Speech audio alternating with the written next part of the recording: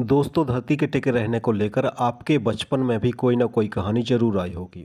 आपने उस कहानी को सुना भी होगा और उसे उस वक्त सच भी मान लिया होगा। ऐसी ही कहानी एक मैंने भी सुनी थी जिसमें कहा गया था कि नंदी के सींग पर हमारी धरती टिकी हुई है और जब नंदी एक सींग से दूसरे सींग पर धरती को बदल लेता है तब उस समय धरती पर भूकंप आ जाता है। यदि आपने भी ऐसी कोई कहानी सुनी है तो हमें कमेंट में लिखकर ज़रूर बताइए और कौन सी कहानी आपने सुनी थी।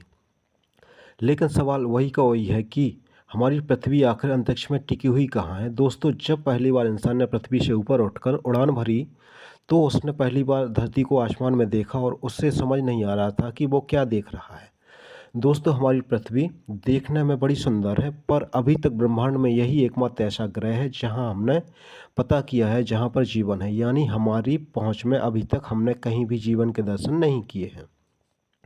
लेकिन कभी दिमाग में यह सवाल हमेशा आता है और हमेशा आता रहेगा कि आखिर हमारी पृथ्वी अंतरिक्ष में किस चीज़ पर टिकी हुई है, क्योंकि पृथ्वी के दाएं बाएं ऊपर नीचे कुछ है ही नहीं जिसके ऊपर यह टिक सके। इतना ही नहीं, पृथ्वी किसी डोर या धागे से भी नहीं बंधी है, तो फिर कैसे सूरज का चक्कर लगाते हुए एक गति से घूमती रहती है और उस दूरी को भी मेंटेन करती है जिस दूरी से ये सूर्य का चक्कर लगाती है। तो चलिए आज हम इन्हीं सवालों का जवाब हमारी इस वीडियो में देने की कोशिश करते हैं। अंतरिक्ष में सूरज का निर्माण और अन्य ग्रहों के अस्तित्व में होने से ही लाखों सालों में कई परिवर्तन हुए हैं, या फिर यूं कहें कि जिनकी वजह से धरती पर जीवन संभव हो पाया है। पृथ्वी पर शुरुआती दिनों में जीवन का कोई नामो निशान नहीं था, बल्कि एक दहकती हुई आग का गोला थी। आज के समय में आप शुक्र ग्रह को देख सकते हैं। ऐसी हमारी धरती हुआ करती थी जहाँ का तापमान बहुत ज़्यादा हुआ करता था और चारों तरफ ये आग से यह झुलसी हुई दिखाई दे रही थी।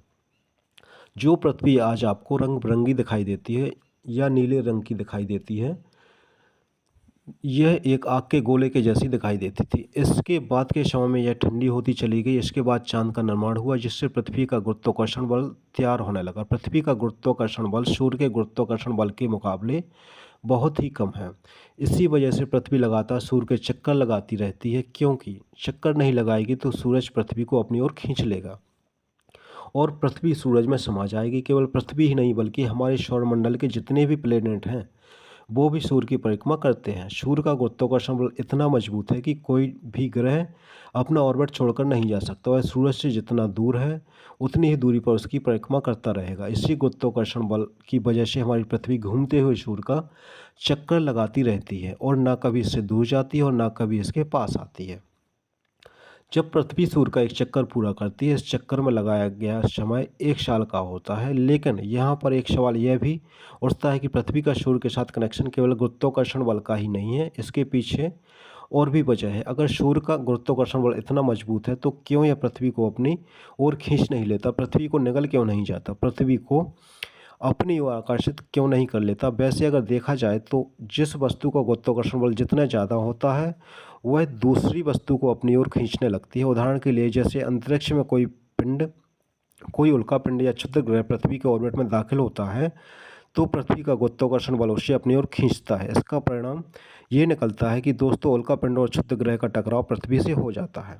ऐसे में यह कह सकते हैं कि पृथ्वी सूर्य से केवल गुरुत्वाकर्षण बल से ही नहीं जुड़ी हुई है, बल्कि इसके अंतरिक्ष में टिके रहने का कारण भी यही है। वास्तव में पृथ्वी अपनी धुरी पर 24 घंटे में एक बार घूमती है, जिसके परिणाम स्वरूप धरती पर दिन रात संभव हो पाते हैं।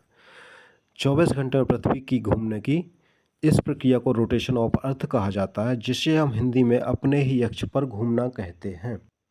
पृथ्वी अपनी धुरी पर घूमती हुई सूर्य का 1 साल में एक चक्कर पूरा करती है। इस प्रक्रिया को रेगुलेशन ऑफ अर्थ कहा जाता है। सूर्य पृथ्वी और अन्य प्लैनेट्स को अपने गुरुत्वाकर्षण बल में बांधे हुए हैं, जिसके परिणाम स्वरूप सारे प्लैनेट्स उसकी परिक्रमा करते हैं।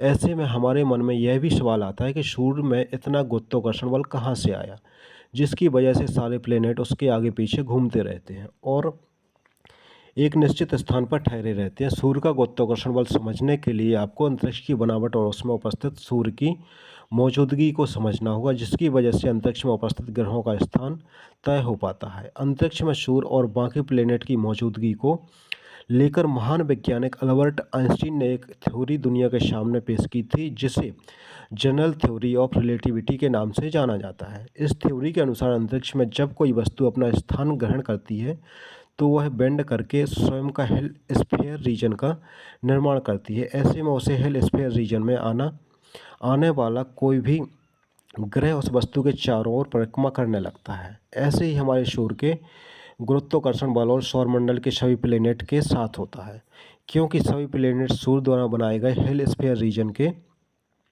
अंतर्गत आते हैं। आखिर पृथ्वी सूर्य में क्यों नहीं समाती?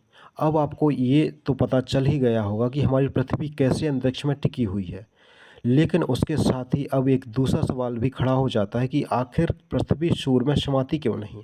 अगर आसान भाषा में हम समझें तो हम यह समझ सकते हैं कि जितनी शक्ति से सूर्य इन ग्रहों को अपनी ओर खींचता है, उतना ही बल यह अपनी घूर्णन गति से क्रिएट करते हैं। यानी कि इनके घूमने के लिए सूर्य के चारों ओर चक्कर लगाने से इनको उतना ही बल मिल जाता है जितने बल से सूर्य इन्हें अपनी ओर खींच रहा है, जिसकी वजह से ये अपनी एक पोजीशन बना लेते हैं, जिससे ना तो ये सूर्य की ओर जाते हैं और ना ही कहीं सूर्य से दूर जा पाते हैं। आशा करता हूँ आज का कॉन्सेप्ट आपको समझ में आया होगा कि हमारी पृथ्वी अंतरिक्ष में कैसे टिकी हुई है और कैसे खुले आसमान में सब चीज़ें इधर उधर एक निर्धारित पथ पर चल रही हैं। तो दोस्तों, ऐसी वीडियोज़ के लिए हमारे चैनल को सब्सक्राइब करें। एक बार फिर मिलते हैं, तब तक के लिए नमस्कार। जय हिंद, जय भारत।